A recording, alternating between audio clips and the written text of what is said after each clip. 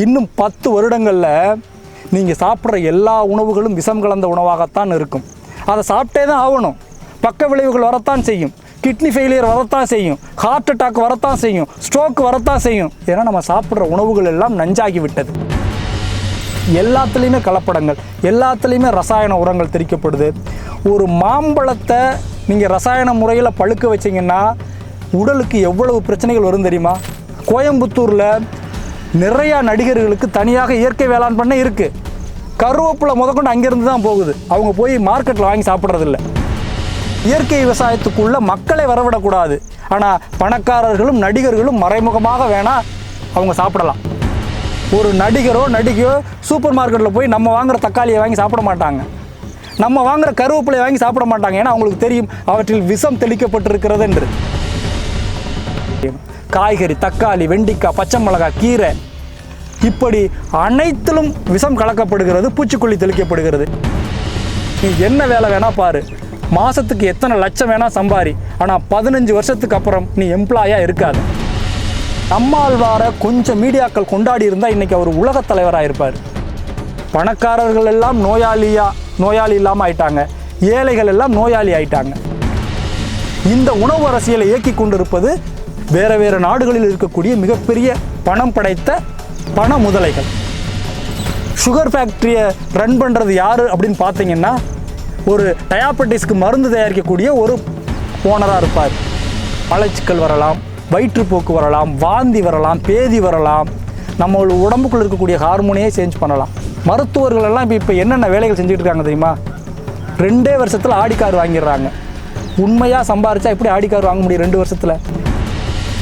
மகிழ்ச்சியாக வாழ்ந்து விடலாம் என்பது பதவிகளாலோ பணத்தாலோ இல்லை. வணக்கம் நேயர்களே, நான் உங்கள் இயற்கையாளன் தவம். என்னை பற்றி சொல்லணும் அப்படின்னா, நான் வந்து பார்த்திங்கன்னா ஒரு 13 வருடங்கள் கார்ப்பரேட் கம்பெனியில் வேலை பார்த்துட்டு, ஒரு ஹெல்த் கேர் கார்ப்பரேட் கம்பெனியில் வேலை பார்த்துட்டு, இப்போ வந்து நம்ம இயற்கை விவசாயம் சார்ந்த ஒரு ஒருங்கிணைந்த பண்ணையை அமைத்து ஒரு தற்சார்பு வாழ்க்கைக்குள்ளே வரணும் அப்படின்றதுனால நான் வந்து போன வருடம் 2023 ஆகஸ்ட்டில் வேலையை ரிசைன் பண்ணிவிட்டு இப்போ ஒரு ஒருங்கிணைந்த பண்ணையை உருவாக்கக்கூடிய வேலையில் ஈடுபட்டு இருக்கேன். ஏன் இந்த எண்ணம் வந்தது அப்படின்னா, ஒன்று தான், நம்மாழ்வார் எழுதின எல்லா புத்தகங்களையும் படித்ததுனால இந்த எண்ணம் வந்தது. நாங்கள் வந்து பார்த்திங்கன்னா ஒரு கிராமத்தில் ஒரு விவசாயியோட மகன்தான். எங்கள் அப்பா விவசாயம் தான் பண்ணிகிட்டு இருந்தார், எங்கள் ஐயா விவசாயம், எங்கள் தாத்தா விவசாயம், பாட்டன் பூட்டன் முப்பாட்டன் எல்லாருமே விவசாயம்தான். ஸோ அதனாலே என்னமோ தெரியல, எனக்கு நம்ம விவசாய வாழ்வியலுக்குள்ளே வந்துடணும் அப்படின்னு நினச்சேன். எல்லாருமே இதுக்குள்ளே வரணும் அப்படின்ட்டு நான் சொல்ல வரல. ஏன் அப்படின்னா, விவசாயத்தில் அதை ஒரு வாழ்வியலாக மட்டும்தான் பார்த்து உள்ளே வரணுமே தவிர, அதன் மூலமாக நம்ம பணம் ஈட்டி மிகப்பெரிய பணக்காரன் ஆயிடலாம் அப்படின்னு யாரும் கனவு கண்டுட்டு வர வேண்டாம். வந்ததற்கு பிறகு வேணா நீங்கள் முயற்சி செய்து அவற்றின் மூலமாக லாபத்தை ஈட்ட முடியும். ஒரு ஜோனல் மேனேஜராக நான் இருந்தேன். ஜோனல் மேனேஜர் ஆப்ரேஷன் அப்படின்ற ஸ்கேன் சென்டரில் ஆப்ரேஷன் பார்த்துக்கிறக்கூடிய ஒரு ஜோனல் மேனேஜர், ஒரு 5-6 டிஸ்ட்ரிக்ட் பார்த்துட்டு இருந்தேன். ஏன் இந்த எண்ணம் வந்தது அப்படின்னா, ஒரு வாழ்வு வந்து இதுக்குள்ளேயே மூழ்கிடுமோ அப்படின்னு எனக்கு தோணுச்சு. என்னென்னா, காலையில் எந்திரிக்கிறோம், ஆஃபீஸ் போகிறோம், திரும்ப என்ன பண்ணுறோம், நைட் ஆனால் திரும்ப வீட்டுக்கு வர்றோம், ஆஃபீஸ் போகிறோம், வீட்டுக்கு போகிறோம். சனிக்கிழமை மட்டும், சண்டே மட்டும்தான் நமக்கு லீவு கிடைக்கிது. சண்டேயும் எப்படின்றீங்க, சண்டே லீவு கிடைச்சோடனே என்ன பண்ணிடுறோன்னா, காலையில் எந்திரிக்கிறதே வந்து பார்த்திங்கன்னா ஒரு 7-8 மணி ஆயிடுது. திரும்ப எந்திரிச்சு சாப்பிட்றோம், சாப்பிட்டதுக்கப்புறம் இன்றைக்கி தாப்பா ரெஸ்ட்டுன்னு சொல்லிட்டு ஒரு குட்டி தூக்கம் போடுறோம். அதுக்கப்புறம் ஈவினிங் ஆனால் ஏதோ ஒரு தேட்டருக்கு போயிட்டு வந்துடுறோம். ஸோ வாழ்க்கை ஒரு ஒரு ஒரு சின்ன ஒரு இதுக்குள்ளேயே முடங்கி போயிடுதோன்னு எனக்கு தோணுச்சு. வீட்டை விட்டு ஆஃபீஸு வீட்டை விட்டு ஆஃபீஸ், இதுக்குள்ளேயே மற்ற ஒரு இப்போ வாழ்க்கையை திரும்பி பார்த்தேன்னு வச்சுங்களேன், நான் சாகிறேன்னு வச்சுங்களேன், ஒரு 60 வயசில் நான் இறந்து போகிறேன்னா என் வாழ்க்கையை திரும்பி பார்த்தா ஒன்றுமே இருக்காது. ஆஃபீஸ்க்குள்ளே ஒரு 4 சுவர் இருக்கும், வீட்டில் ஒரு 4 சுவர், இப்படி தான் எல்லாருமே வாழ்ந்துக்கிட்டே இருக்காங்க. இப்போ இந்த வாழ்க்கையை விட்டு மிகப்பெரிய இயற்கையை ரசிக்கணும் அப்படின்னு விருப்பப்பட்டு இந்த வாழ்வியலை நான் ஏற்றுக்கிட்டேன். உணவு அரசியல் வந்து பார்த்திங்கன்னா இப்போ எல்லாருமே தெரிஞ்சுக்கக்கூடிய ஒரு அரசியல். யாருமே உச்சரிக்காத இந்த ஒரு வார்த்தையை நான் உச்சரிச்சிட்ருக்கேன்னு நினைக்கிறேன். ஏன்னா உணவு அரசியல்ன்றதை யாராவது உச்சரித்து நீங்கள் கேள்விப்பட்டிருக்கீங்களா? இல்லை. நமக்கு தெரிஞ்சதெல்லாம் என்ன, இங்கே இருக்கக்கூடிய லோக்கல் பாலிடிக்ஸ் அரசியல், நம்ம நாட்டில் நடக்கக்கூடிய அரசியல், புதுசாக கட்சிகள் வருது, நம்மளை ஆட்சி பண்ணுறாங்க, இந்த அரசியலை தான் எல்லா மீடியாக்களும் பேசிகிட்டு இருக்காங்க. இதனால் உங்களுக்கு ஏதாவது 10 பைசா பிரயோஜனம் இருக்கா? இதை பார்க்கக்கூடிய மக்களுக்கு, இளைஞர்களுக்கு ஏதாவது 10 பைசா புரோஷனம் இருக்கா? நம்ம சுதந்திரத்துக்கு அப்புறம் எப்படி இருந்தது அரசியல், அதே மாதிரி தான் இருக்குது. ஏன்னா இங்கு மிகப்பெரிய மாற்றங்களை அவங்களால உருவாக்க முடியாது. ஏன்னா அவங்களுக்கு குழந்தை இருக்குது, குட்டி இருக்குது, லட்சக்கணக்கான கோடிக்கணக்காக சம்பாதிக்க வேண்டியிருக்கு, குழந்தைக்கு மனைவிக்கு சொத்துக்கள் சேர்க்க வேண்டியிருக்கு. அப்போ இந்த அரசியல் பெருசாக ஒன்றும் மாற்றத்தை ஏற்படுத்த போகிறதில்ல. ஆனால் இன்றைக்கி மக்கள் எல்லாம் நோயாளி ஆகிக்கிட்டு இருக்காங்கல்ல, அதுக்கு என்ன காரணம் அப்படின்னா உணவு அரசியல். இப்போ இந்த அரசியலை கொண்டு போய் யார் சேர்க்கிறது அப்படின்னா, நம்மாழ்வாருக்கு பிறகு யாரும் சேர்க்கறதுக்கான ஆட்கள் இல்லை. நம்மாழ்வார் கூட அவர் ஒரு இயற்கை விவசாயின்னு மடை திருப்பி விட்டுட்டாங்க எல்லாருமே. நீங்கள் நம்மாழ்வார்னு சொன்னால் நீங்கள் என்ன நினைப்பீங்க? அவர் ஒரு இயற்கை விவசாயி, இப்போ எல்லாத்தையும் இயற்கையாக விவசாயம் பண்ண சொன்னார்ன்றதோட முடிச்சிருவோம்.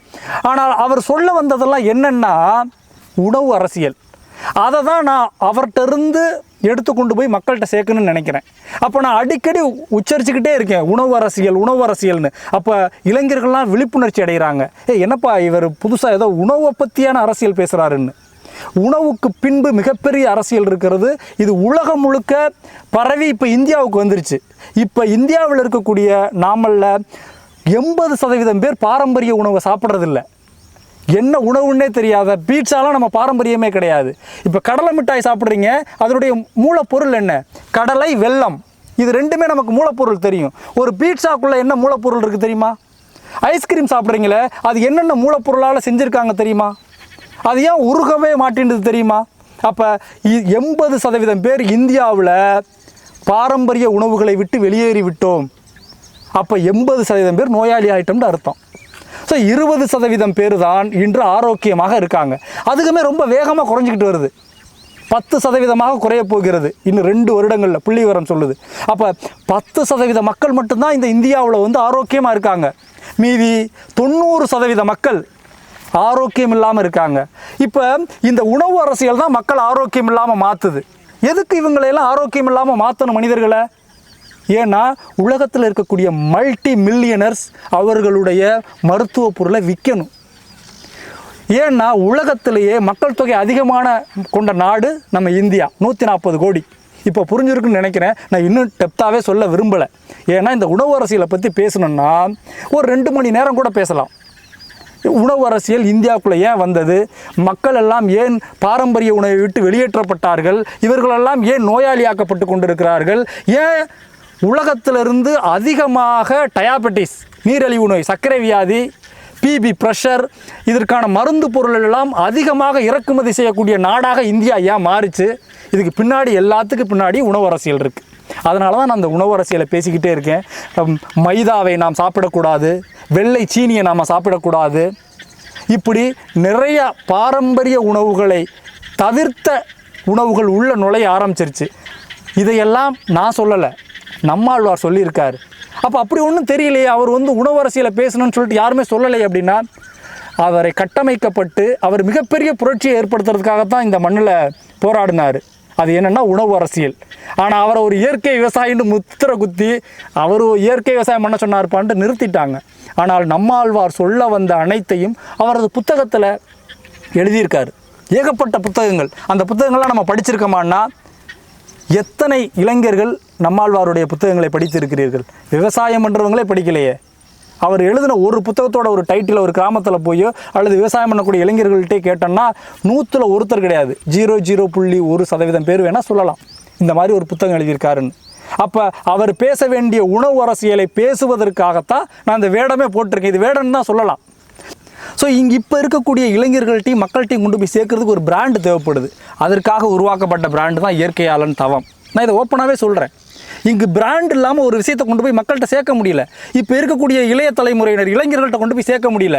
அந்த பிராண்டு தான் இந்த இயற்கையாளன் தவம். இது சாகிற வரை இந்த பிராண்டு ஒழிச்சுக்கிட்டே இருக்கும். எதை பற்றி ஒழிக்கும்? உணவு அரசியலை பற்றி. நம்மாழ்வார் என்ன சொல்ல நினைத்தாரோ அதை மக்கள் வேறு விதமாக புரிந்து கொண்டார்கள். நான் அதை உணவு அரசியல் மூலம் எடுத்துகிட்டு போகிறேன். உணவு அரசியலை புரிந்து கொண்டால் ஒவ்வொரு மனிதனும் ஆரோக்கியமாக வாழலாம்.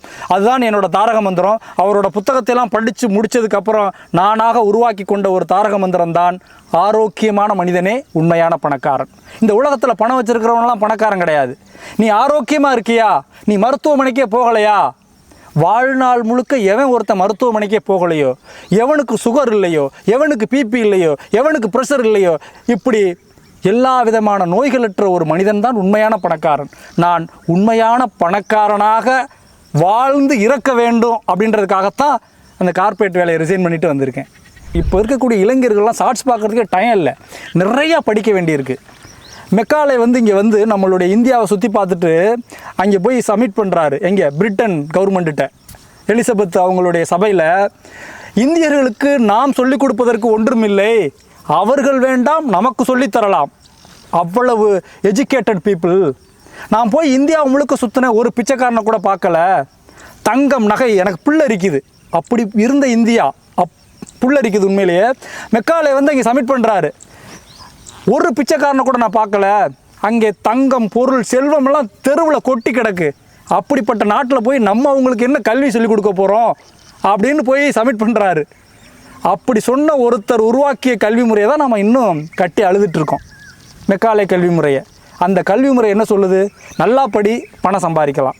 பணம் எதுக்கு சம்பாதிக்கணும் அப்படின்றப்ப கல்வி முறை பாருங்கள். நல்லா படி, நானும் தான் நல்லா படித்தேன், 10வது வரை நல்லா படிச்சிங்கன்னா அதுக்கப்புறம் நீங்கள் ஜாலியாக இருக்கலாம்னாங்க. இல்லை, அதுக்கப்புறம் 12வதுக்கு அப்புறம் கஷ்டப்பட்டு படி, அதுக்கப்புறம் காலேஜ் கஷ்டப்பட்டு படி. இந்த கஷ்டப்பட்டு படின்னு எதுக்காக சொல்கிறார்கள் என்றால் பணம் சம்பாதிக்கலாம். யாராவது சொல்கிறாங்களா நல்லா படிப்பா, ஆரோக்கியமாக வாழலாம் அப்படின்னு, நிம்மதியாக வாழலாம், சந்தோஷமாக வாழலாம்? இந்த பணம் எல்லாம் எதை நோக்கி ஓடுகிறதோ அது எதை தருன்னு திரும்ப பார்த்தீங்கன்னா இதில் தான் நிற்கும். அப்போ நம்மளுடைய தாய் தந்தையர்கள் நம்மளுடைய கல்வி முறையெல்லாம் எப்படி இருக்கணும்? ஒழுக்கமாக இரு, சந்தோஷமாக வாழ்கிறது எப்படி, ஆரோக்கியமாக வாழ்வது எப்படி, அதற்கு கொஞ்சம் பணம் தேவை, அதை சம்பாதிப்பது எப்படி. ஆனால் நம்ம ரிவர்ஸில் இருக்கோம். அதனால் இந்த கல்வி முறை தான் இளைஞர்களை மூளைச்சலவை செய்திருக்கு. இளைஞர்கள்லாம் என்ன நினச்சிட்டாங்கன்னா, பணம் சம்பாதிச்சா போதும், எவ்வளவு பணம் சம்பாதிக்கிறோமோ அவ்வளவுக்கு மகிழ்ச்சியாக இருக்கலான்ட்டு. உண்மையிலேயே நீங்கள் போய் ஒரு 10 கோடி 100 கோடி 500 கோடி 1000 கோடி இருக்கிறவங்கள்ட்ட போய் கேட்டு பாருங்கள், சந்தோஷமாக இருக்கீங்களான்னு.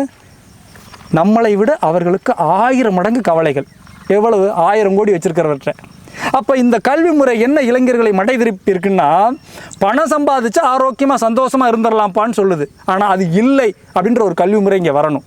இங்கே இருக்கிற கல்வி முறையெல்லாம் என்னென்னா, வெறி கொண்டு படி, உனக்கு ஒரு நல்ல கம்பெனியில் வேலை தருவாங்க, அங்கே போய் அடிமையாக இரு, நீ எப்போ அவன் எந்திரிக்க சொல்கிறானோ அப்போ தான் நம்ம எந்திரிக்கணும், எப்போ அவன் வேலையை விட சொல்கிறானோ அப்போ தான் நம்ம விட்டு வரணும். இது ஒரு ரோபோட்டிக் இளைஞர்களை உருவாக்கிக்கிட்டு இருக்காங்க. அந்த ரோபோட்டிக் இளைஞர்களுக்கு என்ன தெரியும்னா, பணம் பணம் பணம். வாழ்வியல் தெரியாது, மனைவியோட எப்படி இருக்கணும் தெரியாது, குழந்தைகளை எப்படி வளர்க்கணும் தெரியாது, என்ன உணவை சாப்பிடணும் தெரியாது, பணம். அப்போ மூல காரணம் இங்கு கல்வி முறையை மாற்ற வேண்டும். ஏன்னா இயற்கையான பொருட்கள் எல்லாமே வெளியில் கிடைக்கிறதில்ல அப்படின்ட்டு. இங்கே என்னென்னா மக்கள் தொகை அதிகமாகிடுச்சு, 140 கோடி மக்கள் தொகை இந்தியாவில். அப்போ என்னென்னா உணவு பற்றாக்குறை வந்துடுமோ, எதை வேணால் சாப்பிட்டுக்கிறட்டும் அப்படின்னு நம்மளுடைய ஆட்சியாளர்கள் நினைக்கிறாங்கன்னு சொல்லலை, நினைக்கலாம். அதனாலேயே பார்த்திங்கன்னா நம்ம இந்தியாவில் அதிகமான கலப்படமான உணவுப் பொருட்கள் அதிகமாக நடமாடிட்டுருக்கு. எல்லாத்துலேயுமே கலப்படங்கள், எல்லாத்துலேயுமே ரசாயன உரங்கள் தெளிக்கப்படுது. ஒரு மாம்பழத்தை நீங்கள் ரசாயன முறையில் பழுக்க வச்சிங்கன்னா உடலுக்கு எவ்வளவு பிரச்சனைகள் வரும் தெரியுமா? ஒரு மாம்பழத்தை, ஒரு வாழைப்பழத்தை, மலச்சிக்கல் வரலாம், வயிற்றுப்போக்கு வரலாம், வாந்தி வரலாம், பேதி வரலாம், நம்ம உடம்புக்குள்ளே இருக்கக்கூடிய ஹார்மோனையே சேஞ்ச் பண்ணலாம். எப்படி? இந்த பழங்களை ரசாயன முறையில் பழுக்க வைக்கிறதுனாலேயே இவ்வளவு வருதுன்னா, நீங்கள் இந்த ஃபாஸ்ட் ஃபுட்டுன்னு சொல்கிறோம்ல, அதில் எவ்வளவு ரசாயனங்கள் கலக்கப்பட்டது இருக்குது. அதை இந்த அரசு ஏதாவது கட்டுப்படுத்த நினைக்கிறதா? இல்லை. அப்போ நஞ்சில்லா உணவை சாப்பிடணுன்னா என்ன பண்ணலாம் அப்படின்ற ஒரு கேள்வி வருது இல்லையா? இப்போ நான் இந்த கட்டமைப்பை உருவாக்குறது எனக்கு கிடையாது, நான் நஞ்சு சாப்பிட்டுட்டேன், அவ்வளோதான். இதுக்கப்புறமும் நம்ம சாப்பிட போகிறோம். ஆனால் என்னுடைய மகன் நஞ்சில்லா உணவு சாப்பிடணும் அப்படின்றதுக்காகத்தான் நான் இந்த வேடத்தையே அணிஞ்சிருக்கேன், இயற்கையாளன் தவம். இது அவனுக்காக, என்னுடைய வருங்கால தலைமுறையினருக்காக. என்னோட மகன்னா என்னோட மகனுக்காக நான் சொல்லலை, எதிர்கால தலைமுறையினருக்காக ஒவ்வொரு தந்தைகளும் செய்ய வேண்டிய கடமை. என்னுடைய பையனை ஒரு கலெக்டராகவோ ஒரு மருத்துவராகவோ ஆக்கணும்னு நான் விரும்பலை, ஒரு ஆரோக்கியமான மனுஷனாக வாழ வைக்கணும்னு நான் ஆசைப்பட்றேன். அதுக்காக தான் சாப்பிடக்கூடிய உணவுகளை தானே உற்பத்தி செஞ்சால் மட்டும்தான் அதில் விஷம் இருக்காது. இன்னும் 10 வருடங்களில் நீங்கள் சாப்பிட்ற எல்லா உணவுகளும் விஷம் கலந்த உணவாகத்தான் இருக்கும். அதை சாப்பிட்டே தான் ஆகணும். பக்க விளைவுகள் வரத்தான் செய்யும், கிட்னி ஃபெயிலியர் வரத்தான் செய்யும், ஹார்ட் அட்டாக் வரத்தான் செய்யும், ஸ்ட்ரோக் வரத்தான் செய்யும். ஏன்னா நம்ம சாப்பிட்ற உணவுகள் எல்லாம் நஞ்சாகி விட்டது. அப்போ என் மகன் சாப்பிடணுன்னா அரிசியை அவனே உற்பத்தி செய்யணும். காய்கறி, தக்காளி, வெண்டிக்காய், பச்சை மிளகாய், கீரை, இப்படி அனைத்திலும் விஷம் கலக்கப்படுகிறது, பூச்சிக்கொல்லி தெளிக்கப்படுகிறது. இதையெல்லாம் என் மகனுக்கு அவனே உற்பத்தி செஞ்சுக்க வேணும்னு தான் ஒரு 6 ஏக்கரில் ஒரு இயற்கையான ஒரு விவசாய ஒருங்கிணைந்த பண்ணையை ஏற்படுத்தி அவனுக்கு கொடுக்கணுன்னு தான் இருக்கேன். நம்மளோட வாழ்க்கையெல்லாம் முடிஞ்சிடும் அதுக்குள்ளே. அப்போ இளைய தலைமுறையினர் நஞ்சில்லாத உணவுகளை சாப்பிட வேண்டும் என்று ஒவ்வொரு தந்தையும் நினைக்கணும். இது நகரத்தில் இருக்கிறவங்களுக்கு கொஞ்சம் சாத்தியம் கம்மி. ஆனால் கிராமத்துலையும் இப்போ அப்படி தானே செய்கிறீங்க. விதைச்சி அறுத்து கொண்டு போய் கடையில் போட்டுட்டு ரேஷன் அரிசி வாங்கி சாப்பிட்றீங்க. தக்காளி, வெங்காயம் இவற்றிலெல்லாம் பூச்சி மருந்து தெளித்து நீங்களே சாப்பிட்டு சாகுறீங்க. ஆனால் பழைய முறைன்னா என்ன, பெருசாக ஒன்றும் இல்லை. நம்மளுடைய தாத்தா, பாட்டை, முப்பாட்டை எப்படி சமைச்சு சாப்பிட்டாங்களோ, விவசாயம் பண்ணாங்களோ, அதுதான் நஞ்சில்லா உணவு. பால் வேணும்னா நம்மளே பால் மாட்டில் கறந்து குடித்தா தான் இனிமேல் உண்மையான பால். அப்போ பாக்கெட்டில் வர்ற பால் தான். நான் அதை பற்றி இங்கு பதிவு செய்ய விரும்பலை. உண்மையான தக்காளி, வெங்காயம், பூச்சி மருந்து அடிக்காத வேணும்னா நீங்கள் உற்பத்தி செய்யணும். இல்லைன்னா எல்லாமே நஞ்சான உணவாக தான் மாறும். அப்போ கிராமத்தில் இருப்பவர்கள்லாம் கொஞ்சம் கொஞ்சமாக தற்சார்புக்கு மாறி பழைய முறைக்கு மாறுங்க. நகரத்தில் இருக்கும் பணம் வச்சுருக்கிறவங்க, என்கிட்ட ஒரு 10 கோடி இருக்குன்னா போய் ஆடி கார் வாங்காதீங்க. நான் இதை சொல்லிக்கிறது அதுதான். ஒரு 5 ஏக்கர் நிலத்தை வாங்கி அங்கே தற்சார்பு விவசாயத்தை உற்பத்தி பண்ணுங்க. ஒரு எம்ப்ளாயை போடுங்க. ஒரு 4 நாட்டு பசுமாடு வாங்கி கொடுங்க. அங்கே காய்கறி, தக்காளி, வெங்காயம் எல்லாத்தையும் இயற்கை முறையில் விளைய வச்சு சென்னைக்கு உங்களுக்கு அனுப்பிச்சு நீங்கள் சாப்பிடுங்க. அதனால் என்கிட்ட 10 கோடி இருக்குன்னு சொல்லி ஒரு 2 கோடிக்கு போய் ஆடி கார் வாங்கி அதில் சுற்றாதீங்க. குழந்தைகளுக்கு ஒரு நஞ்சில்லா உணவை உருவாக்கி கொடுத்துட்டு போங்க. யாருக்கு சொல்கிறேன் தெரியுதா? பணம் இருக்கிறவங்களுக்கு சொல்கிறேன். மிகப்பெரிய பணக்காரர்கள், நடிகர்கள், மிகப்பெரிய அரசியல்வாதிகள்லாம் இதை மறைமுகமாக செஞ்சிட்ருக்காங்க, வெளி உலகத்துக்கு தெரிஞ்சிடக்கூடாதுன்னு. உண்மைதானா? உண்மைதான். எல்லாருக்குமே நீங்கள் சென்னையில் இருக்கக்கூடிய மிகப்பெரிய நடிகர்களுக்கெல்லாம் நஞ்சில்லா உணவை தான் இப்போ சாப்பிட்றாங்க. இப்போ எப்படி மாறிடுச்சுன்னா, பணக்காரர்கள் எல்லாம் நோயாளி இல்லாமல் ஆயிட்டாங்க, ஏழைகள் எல்லாம் நோயாளி ஆயிட்டாங்க. முன்னாடிலாம் பார்த்திங்கன்னா பணக்காரர்களுக்கு தான் வியாதி வரும், உழைக்கக்கூடிய வர்க்கத்துக்கு சுகர் ப்ரெஷர் எதுவும் வராதுன்னு. ஆனால் இன்றைக்கி பணக்காரர்கள்லாம் சுகர் ப்ரெஷர் இல்லாமல் இருக்காங்க. ஏழை நடுத்தரவாதியெல்லாம் நோயாளியாக இருக்கும். ஏன்னா அவர்கள் மறைமுகமாக இயற்கை விவசாயம் செய்து சாப்பிட்றாங்க. கோயம்புத்தூரில் நிறையா நடிகர்களுக்கு தனியாக இயற்கை வேளாண் பண்ண இருக்குது. கருவேப்பிலை முதற்கொண்டு அங்கேருந்து தான் போகுது. அவங்க போய் மார்க்கெட்டில் வாங்கி சாப்பிட்றதில்ல. இதெல்லாம் உனக்கு எப்படிப்பா தெரியும்? எல்லாருக்குமே தெரியும். நிறையா படிக்கணும், நிறையா பேர்கிட்ட உரையாடணும்.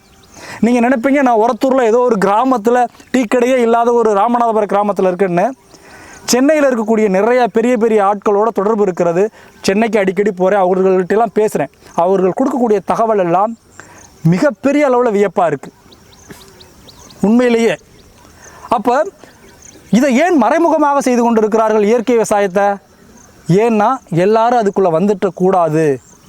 வந்துட்டால் பூச்சிக்கொல்லி மருந்து எப்படி விற்கும்? உரம் எப்படி விற்கும்? இங்கு நோயாளிகள் மருத்துவமனை எப்படி நடக்கும்? அப்போ இந்த இயற்கை விவசாயத்துக்குள்ளே மக்களை வரவிடக்கூடாது. ஆனால் பணக்காரர்களும் நடிகர்களும் மறைமுகமாக வேணால் அவங்க சாப்பிடலாம். அவர்கள் சாப்பிடக்கூடிய கருவேப்பிலை அவர்கள் இயற்கை பண்ணையிலிருந்து உருவாக்கப்பட்டது. ஒரு நடிகையோ சூப்பர் மார்க்கெட்டில் போய் நம்ம வாங்குகிற தக்காளியை வாங்கி சாப்பிட மாட்டாங்க, நம்ம வாங்குகிற கருவேப்பிலையை வாங்கி சாப்பிட மாட்டாங்க. ஏன்னா அவங்களுக்கு தெரியும் அவற்றில் விஷம் தெளிக்கப்பட்டிருக்கிறது என்று. அப்போ மிகப்பெரிய அரசியல்வாதிகளும் மிகப்பெரிய பணக்காரர்களும் மிகப்பெரிய நடிகர்களும் மறைமுகமாக நஞ்சு கலக்காத உணவை சாப்பிட்டு கொண்டிருக்கிறார்கள். அதனால் தான் அவர்கள் ஆரோக்கியமாக இருக்கிறார்கள், நாமெல்லாம் நோயாளியாக மாறிவிட்டோம். இதுதான் உணவு அரசியல். இந்த உணவு அரசியலை இயக்கி கொண்டிருப்பது வேறு நாடுகளில் இருக்கக்கூடிய மிகப்பெரிய பணம் படைத்த பண முதலைகள். சுகர் ஃபேக்ட்ரியை ரன் பண்ணுறது யார் அப்படின்னு பார்த்தீங்கன்னா, ஒரு டயாபெட்டிஸ்க்கு மருந்து தயாரிக்கக்கூடிய ஒரு ஓனராக இருப்பார். இப்படி மிகப்பெரிய அளவில் உணவு அரசியல் நடந்து கொண்டு இருக்கிறது. எனவே அவர்களைப் போல நாமும் முடிந்த அளவு இயற்கை விவசாயத்தை செய்யணும்னு முடிவெடுத்தேன் நாளாம். அப்போ கிராமத்தில் இருக்கிறவங்களுக்கெல்லாம் இப்போ புரிந்திருக்கும், உங்களால் முடிஞ்ச அளவு இயற்கை விவசாயத்திற்கு மாறுங்க. இந்த பூச்சிக்கொல்லி, உரம் இவற்றையெல்லாம் தவிர்த்து விட்டு உங்களுடைய குழந்தைகளுக்கு ஒரு நஞ்சில்லா உணவை உருவாக்க முயற்சி செய்ய வேண்டும்.